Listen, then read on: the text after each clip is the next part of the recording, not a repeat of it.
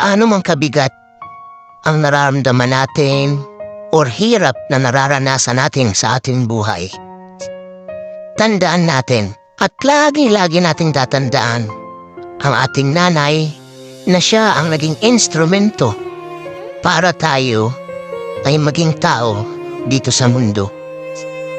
Isa ito sa mga pinagtuturo sa ating relihiyon bilang mga Muslim na bigyan nating halaga at pagmamahal ang ating mga magulang, lalong-lalo na ang ating nanay.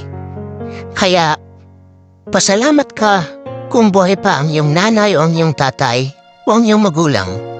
Puntahan mo sila, batiin mo sila, at huwag na huwag kang magtatanim ng anumang sama ng loob sa iyong magulang. Hinding-hindi ka magtatagumpay kung binabaliwala mo ang iyong magulang o kaya ang iyong nanay. Hinding-hindi ka magtatagumpay.